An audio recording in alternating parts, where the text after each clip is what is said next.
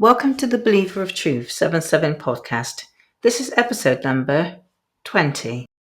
In this episode, we will explore some of the current events that we are seeing transpire and how they compare with what the Bible says will occur in the latter days.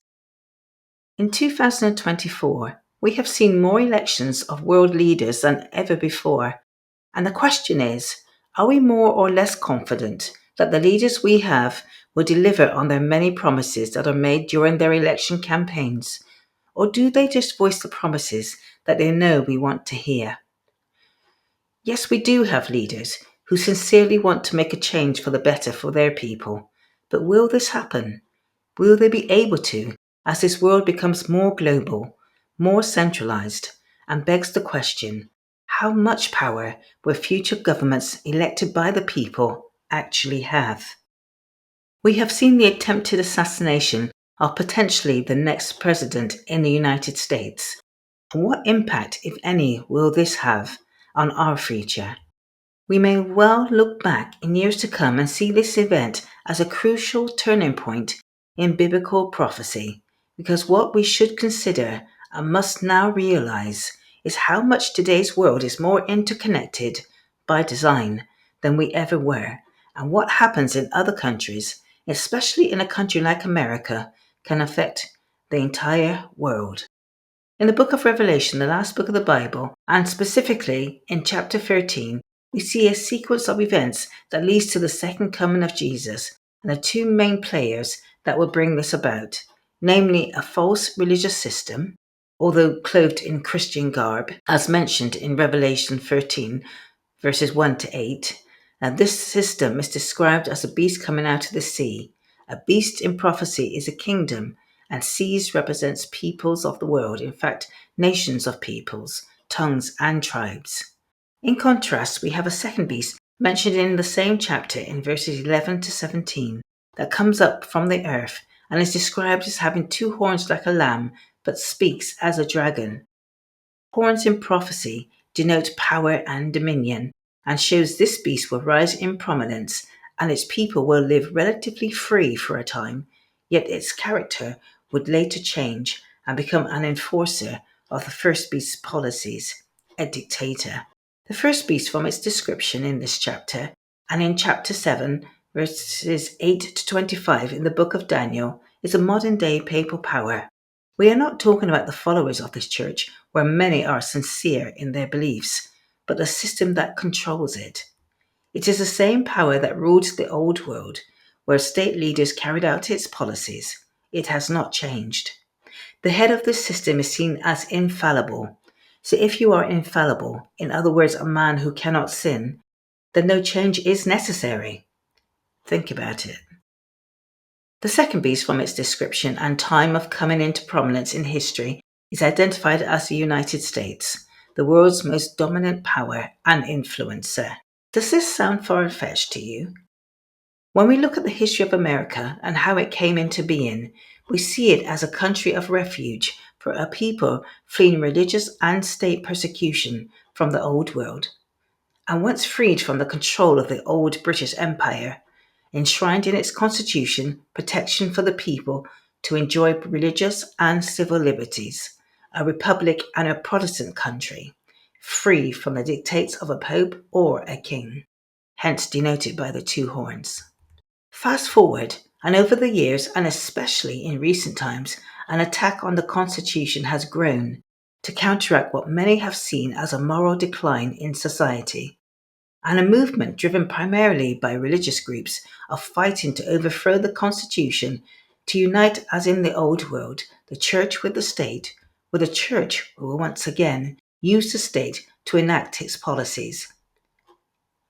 This should be a wake-up call to us that the movers and shakers who will bring this world to its climax are either already in place or positioning themselves when at the right time their influences will be felt. Those who are not watchful will be taken by surprise by how quickly our lives will change, with policies that many would not have known existed, but which may have been put into law during the many crises and upheavals countries have experienced, both pre and post the recent pandemic and other disasters. without many being aware of their implementation within a period when there had been so much devastations in families, communities, and nations. In a recent move, some American states have enacted by law a policy where public funded schools are now mandated to teach the Ten Commandments to children. And while some may see this as a good thing, God gives us a choice to choose to accept or reject Him. Donald Trump boasted that he helps to enforce this policy, despite some resistance from schools. It is said that only a false religion uses force to convert people, and history is detailed with such practices which are not of God.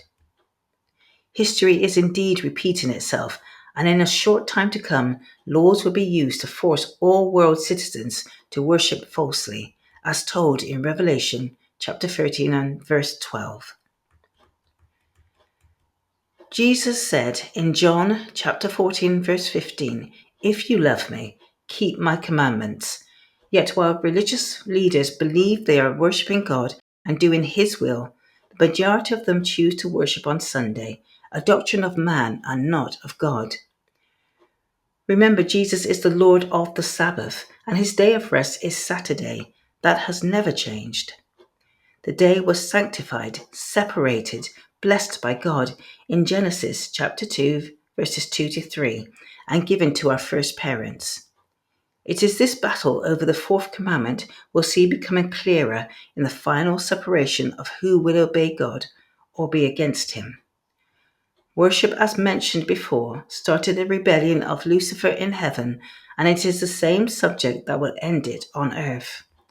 I encourage you to read Exodus chapter 20, verses 8 to 11, Isaiah chapter 56, verses 2 to 7, Isaiah chapter 56, verses 2 to 7, Hebrews chapter 4, verses 9 to 10, and Revelation chapter 14, verses 6 to 7, regarding the worship of God, and those who obey all His commandments will receive God's seal on their foreheads in the last days.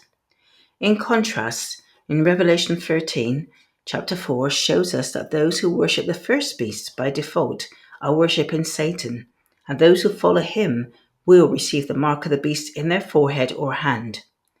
In their forehead, because they will believe lying doctrines, or in their hand, going along with what the system says to continue to be able to participate in society, like keeping a job or being able to shop, etc.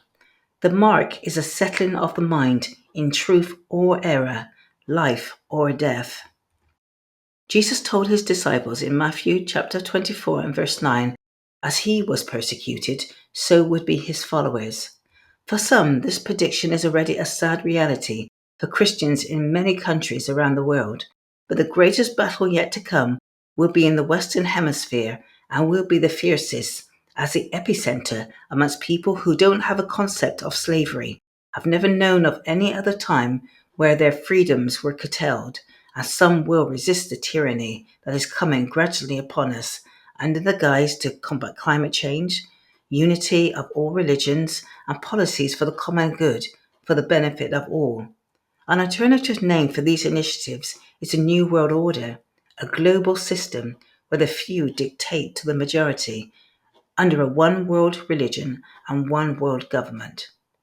A one world religion means putting aside those doctrines that are divisive, and for Christians that means putting Jesus aside. So how can that be right?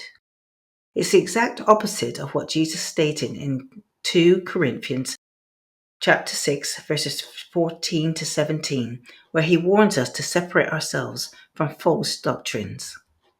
A one world government would see an end to nations having a say in who should govern them. And we can see this already happening with the World Health Organization, the Economic Forum, and other entities not elected by the people, but with much financial clout, pushing an agenda supposedly for the common good, which is a paper policy, by the way. And whilst it sounds positive, wanting to do good for the world's majority, who are they who would decide what is best for the majority?